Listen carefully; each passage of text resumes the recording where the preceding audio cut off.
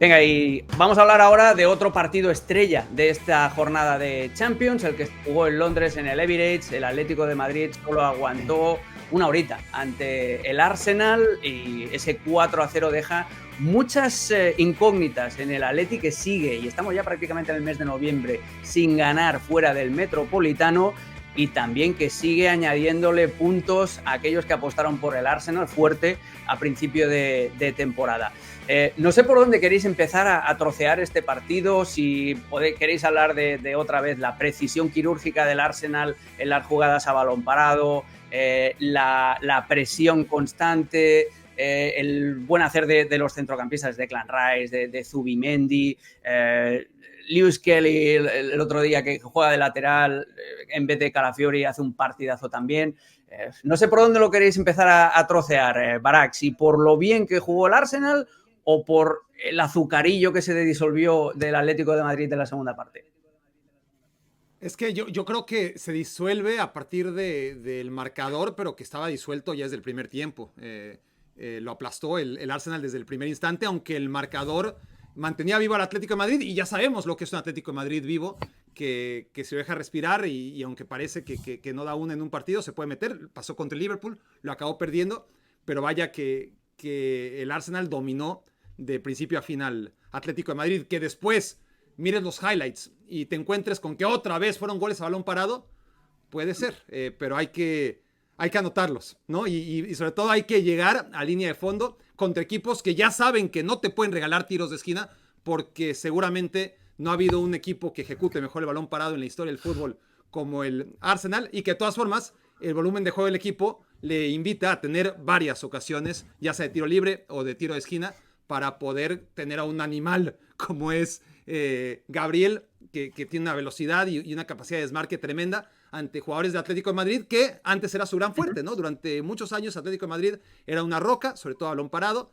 y eso hace tiempo que dejó de ser noticia, ¿no? Que el Atlético a balón parado y defensivamente, más allá de lo que digan las estadísticas, es un equipo que sufre. Entonces, en conclusión, sí, el Arsenal, si lo reducimos mucho, sigue dependiendo del balón parado, pero para ganar partidos a través del balón parado hay que hacer cosas muy bien. Y el Arsenal, que en otros partidos viene siendo muy defensivo o metiendo el 1-0 y echándose para atrás, aquí metió el 1-0 y fue por el 2-0. Y no llegó rápido, llegó después, y a partir del 2-0 sí, se destaparon todos los Alexis, demás. te veía hacer así con la cabeza mientras Barak hablaba, sobre todo del dominio del Arsenal, incluso en esa primera mitad, forzando situaciones de robo en cancha rival, como aquella que pierde Nico a pies de Zubimendi.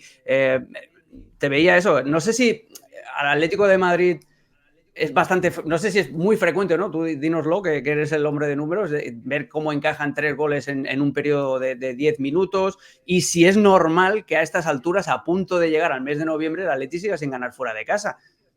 No, mira, sentía porque es que al Atleti le meten el primer gol en el minuto 50 o por ahí, pero el comienzo del Atlético de Madrid es idéntico al de Anfield, solo que, bueno, pues el Arsenal sabemos que ya desde la pasada temporada tiene problemas en la definición, que ahora probablemente con la presencia de Gyökeres pues los va a resolver, muchos de ellos, pero al Atleti el primer tiempo ya le podían haber caído 2 o 3 goles, y el hecho de que luego cayeran todos juntos en un periodo de 6 minutos, que es un récord en la historia de la Champions para el Atlético de Madrid. La mayor cantidad de goles que le habían hecho al Atleti era 3 en 10 minutos, que fue en la final de las Champions de Lisboa, en el segundo tiempo de la prórroga, que ahí el Madrid le metió 3 goles en 10 minutos, pero lo del otro día del Liverpool, pues bueno, pues cayeron ahí todos de golpe, pues como podían haber caído un poquito más espaciados, y un par de ellos en la primera mitad. Lo del Atlético de Madrid fuera de casa no es un problema de este año, es un problema que lo viene arrastrando ya desde las 2 últimas temporadas. De hecho, eso es lo que le está apartando la lucha por el título en España, porque en casa es un equipo fortísimo y es un equipo al que es complicadísimo de ganar, no solo en España, sino también en Europa. Hay algo que, bueno, pues a mí por lo menos se me escapa. No entiendo cómo un equipo tan grande puede tener una versión tan diferente en casa como fuera de casa. Y luego también parece que toda la semana del derbi de Madrid, que luego pudieron prolongar la euforia con la goleada ante el Eintracht, pues parece que eso se ha evaporado, ¿no? Es como que esa versión tan buena y tan efectiva que vimos del Atlético de Madrid ante el Real Madrid hubiera durado muy poquito. es un equipo que le está haciendo mucho daño al Madrid en los últimos tiempos y que le plantea problemas muy, muy grandes. También en el Bernabéu, ahí es donde el Atleti rompe un poco esa dinámica. Es como si cuando tienen enfrente al Madrid dieran lo mejor de sí. Y yo me planteo si Simeone no tendría que afrontar todos los partidos como si jugaran contra el Madrid, decorar el vestuario como si el rival fuera el Madrid, mentalizarles de eso y que salgan pensando que lo que tienen delante es el Real Madrid, porque es que el cambio del Atlético con respecto a los partidos que juega contra el Madrid y otros equipos de este nivel es enorme. Sí, totalmente de acuerdo. Rodri, tú que tienes contactos en el vestuario del Atlético de Madrid, ¿cómo te explican este cambio y cómo te explican eso? Que sean capaces de meterle 5 al Madrid, que mantengan esa inercia positiva, como decía muy bien Alexis, contra el Eintracht, y que digas, este ya es el Atleti que todos queremos ver, y luego vuelvan otra vez a las andadas. ¿Qué explicación te dan desde dentro? Difícil situación en ese aspecto, porque preguntas y nadie exactamente te sabe decir qué pasa o qué les pasa a los jugadores, ¿no? Porque creo que no es un aspecto directamente, y yo sé que es el máximo responsable, ¿no? Pero para mí no es algo que ataña 100% al Cholo Simeone. Yo creo que es un tema de mentalidad de grupo, mentalidad del vestuario, de calidad también, porque sí que es cierto que el Atlético de Madrid ha invertido una millonada tremenda en los últimos 2 años y yo creo que eso mínimo le tiene que exigir al club y al equipo de competirle, insisto, mínimo competirle los títulos a Madrid, a Barcelona, llegar lejos en la Champions League. Sí que es cierto que estás empezando esta temporada, no está siendo el inicio soñado, pero veremos a ver cómo termina. Pero yo cuando pregunto me dicen eso, dicen, no, es que hay ciertos puestos de calidad donde has invertido, Ruggeri, 20 millones de euros en lateral izquierdo, que era algo que la temporada pasada era un déficit tremendo para el equipo, pero es que este año fichas, inviertes 20 millones de euros y nadie sabe exactamente por qué Ruggeri no está jugando, por ejemplo. Y no es porque el Cholo no quiera ponerle, sino porque el Cholo directamente no le ve nivel para ser el titular de este equipo y necesita una versión mucho más mejorada del lateral izquierdo. Y como eso, varias opciones más, porque eso ya te descoloca mucho la defensa, hace que Janko, que para mí es un central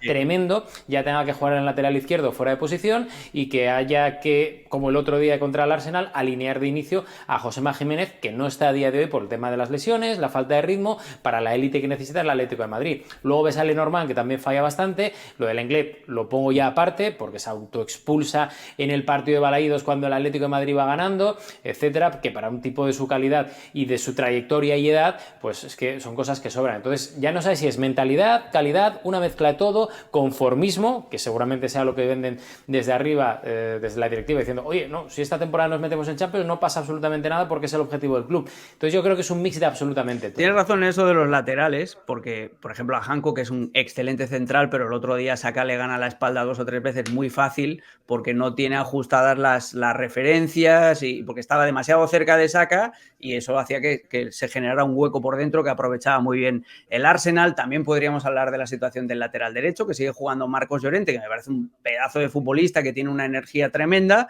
pero tienes a Nahuel Molina y tienes a Marc Pubil, que es otro de esos fichajes que no le han dado carrete y que lo está intentando reconvertir incluso Simeone a central, sí. Barak, esto contrasta, este diseño raro de la plantilla o este uso raro de los recursos de la plantilla del Atlético de Madrid, contrasta con el Arsenal, que esta temporada yo creo que ha acabado de completar el puzzle, ¿no? Que ha acabado de completar esas figuras que le faltaban para lo que decía Alexis. Ahora tiene gol, entre comillas, con Gyökeres, o al menos tiene un delantero centro que te ocupa a los centrales. Tiene en ese el recambio para los Odegaard o los Kai Havertz en la media punta, sí, para cuando estos dos estén lesionados. Tiene recambio también ahora en los dos costados para mantener la chispa por fuera. O sea, yo creo que estamos ante una plantilla tremendamente compensada, la del Arsenal. Sí, hasta le sobran, ¿no? En algún punto de la temporada entenderemos por qué llega Hincapié, pero ahora qué útil sería Hincapié para el Bayer Leverkusen, ¿no? Y no lo está haciendo para el Arsenal. O para el Atlético de Madrid, que estuvo detrás también. Sí. No, claro, para cualquier equipo, pero sobre todo para el equipo donde estaba Hincapié, antes de que desmantelaran al Bayer Leverkusen, en muchos casos para ser suplentes, ¿no? Estos jugadores de los equipos a los que han ido. Entonces, en defensa, que dependía totalmente de William Saliba, qué bueno que está Saliba, qué bueno que está Gabriel. Cuando no estén, hay una segunda línea de defensas centrales en donde el Atlético donde el Arsenal tiene muchas opciones para sustituirlos y ya de por sí tiene seguramente la mejor pareja de centrales cuando están disponibles Gabriel y Saliba por su capacidad y sobre todo por el tiempo que llevan jugando juntos, ¿no? Luego tienes un mediocampo en el que no juega Odegaard y no juega Mikel Merino y habría sido no tener oportunidad, ¿no? En cualquier otro momento de la historia reciente del Arsenal sin Odegaard y encima sin Mikel Merino. Pero no pasa nada porque juegan partidazos Zubimendi y Eze, los dos, tanto Eberechi y Eze como Zubimendi son los mejores jugadores del Arsenal en contra del Atlético de Madrid y ni quien eche de menos a dos futbolistas tan trascendentales como son Mikel Merino y Odegaard. Y adelante tienes un futbolista que la mejor noticia es que a pesar de que sí anota y por partida doble en contra del Atlético, todavía Gyökeres está por demostrar que está para la superélite, ¿no? Todo lo que hizo en el Sporting Club de Portugal, que fue magnífico, todavía a estas alturas de la temporada tiene que demostrar en el Arsenal y tiene cuentas pendientes. Y el Arsenal, aún sin tener la cuota goleadora de Gyökeres, está solventando muy bien sus partidos. Martinelli, tras su lesión, está muy bien. Saka lo mismo. Cuando entra Trossard, la verdad es que uno sabe que tiene un futbolista de élite en cualquier momento para paliar cualquier ausencia. Y en conclusión, sí, es difícil encontrar, incluso en Premier League, donde hay donde están los gastos económicos más bochornosos del planeta, creo que no hay un equipo más completo ahora mismo, línea por línea, si encontramos la capacidad que tiene el banco de suplentes sin lesiones, que el Arsenal es el equipo armado esta temporada y a lo largo de ya muchísimas temporadas que más ha gastado, pero que ha gastado bien, ¿no? Le costó, pero ahora está donde quiere Mikel Arteta y ahora sí el Arsenal creo que está demostrando en estos partidos que está para pelearlo todo. Después, si gana la Liga, gana la Champions, si gana la FA Cup y la Carabao Cup, seguramente no va a ganar todo, pero debe estar ahí peleando por todo. Totalmente. Además, ha mejorado muchísimo en el aspecto defensivo, son una roca, es muy difícil hacerle gol. De hecho, la oportunidad más clara del Atlético de Madrid, aparte del balonazo de Julián al travesaño, es esa acción en la primera parte en la que David Raya se quiere hacerse ahí de Busquets padre y driblar ahí en la banda. Alexis, ¿tienes la misma sensación que con el PSG? Que están demasiado bien, demasiado pronto. Sí, pero creo que en el caso del Arsenal pueden mantener ese nivel competitivo más tiempo porque lo que les pueda fallar, lo que le pueda fallar de fuelle, lo van a suplir con la necesidad, ¿no? de por fin volver a la élite, por fin ganar un gran título, volver a intentar ganar la Premier League, ganar por primera vez la Copa de Europa. Pero si ahora mismo la final de Champions se jugará el mes que viene, pues normalmente la jugarían el Arsenal y el París, que ya nos ofrecieron una gran semifinal el año pasado. Creo que el Arsenal durante muchas fases de la eliminatoria le puso en muchísimos aprietos al Paris Saint-Germain. Y todo apunta a que ahora mismo son los dos equipos más en forma del campeonato, porque ahí parecía que el Barça pues este año podría ser un gran aspirante a la Liga, no ha empezado bien, y el otro al que podemos meter ahí sería el Bayern. Sí. Que también es otro equipo que ha empezado como un tiro, ha ganado 12 partidos consecutivos, todos los que ha jugado esta temporada, marcando en todos 3 o más goles, salvo el primer día en la Supercopa, donde hizo solamente un par de ellos, con un Harry Kane que también está a un nivel extraordinario, así que hay demasiados equipos que han empezado bien, pero es que casi todos esos equipos son los favoritos para ganar la Champions, incluso antes de que empezara la temporada. Por lo cual también da la sensación de que alguno de ellos va a romper con esa tradición, ¿no? De empezar bien y acabar mal. Alguno va a ser capaz de mantenerlo, porque si no va a acabar ganando la Champions del Mónaco, y no parece. Oh. Bueno, ya jugó una final, que fue en 2003, ¿no? Contra el Porto de Mourinho. Ahora que antes de ir a pasar al clásico, quiero, ahora que Alexis nos ha dado esa asistencia maravillosa del Bayern de Múnich, démosle un poquito de cariño también al equipo bávaro. Barak, tú que haces la Bundesliga con regularidad, Harry Kane está a un nivel pero brutal, que la gente yo creo que no es consciente del nivel en el que está Harry Kane, involucrado totalmente ya en la creación de juego. Luis Díaz, aparece Carl, el chico que marcó el otro día Golazo. tremendo, que me parece, tiene cositas de Ribéry, es un chico así de estatura corta, con dominio de los dos pies, descarado, me encantó lo que le vi. Y otra de las cosas que me llamó la atención del partido de Champions, lo hablamos siempre, lo de los laterales, que yo creo que es el punto flojo del Bayern. En la primera parte juega con los laterales a pierna cambiada, juega con Laimer en la izquierda y con Guerreiro en la derecha, una innovación táctica de Vincent Kompany.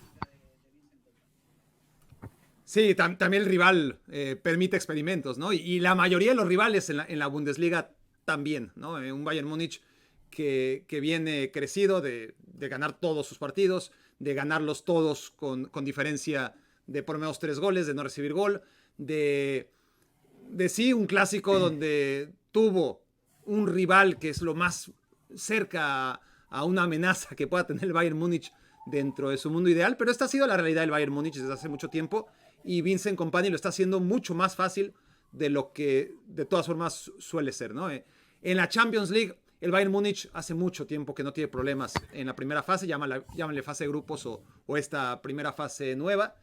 El problema del Bayern Múnich, donde no le está alcanzando desde que lo ganó todo con Hansi Flick en una Champions de la que ya nos hablaba Alexis, muy particular. Desde entonces al Bayern Múnich no le ha alcanzado, ya no para ser campeón, sino para ser un equipo protagonista. Así que se metió en aquella semifinal contra el Real Madrid, muy a empujones, muy de carambola, pero bueno, ahí estuvo. Pero es la excepción. Las demás es un equipo al que lejos de la Bundesliga no le está alcanzando, y eso no es porque le falte que le falte dinamita adelante. Ahora tiene más que nunca, con lo que dice Harry Kane. La generación de juego que te permite Harry Kane, que en esos experimentos de jugar con laterales a perfil cambiado, pues también juegas con un experimento, entre comillas, que es para Harry Kane de 10, pero no de media punta detrás de de armador, sino de orquestador a la antigua, ¿no? De Enzo Francescoli, de Diego Armando Maradona. De eso jugó Harry Kane en contra del Borussia Dortmund y pareció Enzo Francescoli, que es lo mejor de todo, ¿no? Era una cosa increíble, honestamente, ese partido y la capacidad que tiene Harry Kane, no solamente para golear, sino para jugar y divertirse en la Bundesliga, que claramente es un par de escalones menos de lo que estaba acostumbrado en la Premier League. Y Bayern Múnich, te decía, el problema es, llegados a cuartos de final ante grandes rivales, la defensa, ¿no? Ese portero que es uno de los mejores de todos los tiempos, a ver si a Neuer le alcanza, porque ya fue factor negativo en aquella eliminatoria en contra del Real Madrid. Esa defensa que pendes de un hilo siempre con Upamecano jugando al límite, un error y pierdes la eliminatoria. Un Kim Min-jae que no ha sido ni cerca el del Napoli. Un Jonathan Tah que está por verse, ¿no? Que no es para mí el perfil ideal para este tipo de partidos. Y ya veremos la defensa, ¿no? Esa es la gran... Bueno, en la eliminatoria aquella contra el Madrid, Barak, que nos acordamos todo del fallo en el gol de José Lu, pero si no es por Neuer, esa eliminatoria se liquida en el minuto 30, sí, porque hizo un partido increíble hasta ese gol, hasta ese error. Sí, es cierto. Desgraciadamente nos acordamos de eso, ¿no? Porque pasa mucho. Y es la paradoja de Neuer y de los porteros en general. No puedes fallar una, y mucho menos en un partido tan importante y en la última. Bueno, fue también culpa del entrenador, ¿no? Fue Tuchel que metió a 3 centrales en la segunda parte, que se echó para atrás. Yo creo que ahí también Tuchel tuvo mucho que ver en aquel partido, en aquella semifinal. Sí. Muy rápido, antes de pasar al clásico, dadme vuestro power ranking entre Arsenal, PSG y Bayern Múnich. ¿Quién está el primero, quién está el segundo y quién está el tercero? Barak, Rodri y Alexis. Wow, no me diste tiempo de pensarlo, pero te diría PSG 1, Arsenal 2, Bayern 3. Para mí igual, Paris Saint-Germain muy por delante, Arsenal muy por delante y Bayern muy por abajo. Alexis. Yo pondría primero de cara a ganar la Champions, pondría primero al Bayern, segundo al París y tercero al Arsenal. Bueno, pues estos son los Power Rankings, no de la verdad, sino de fuera de juego.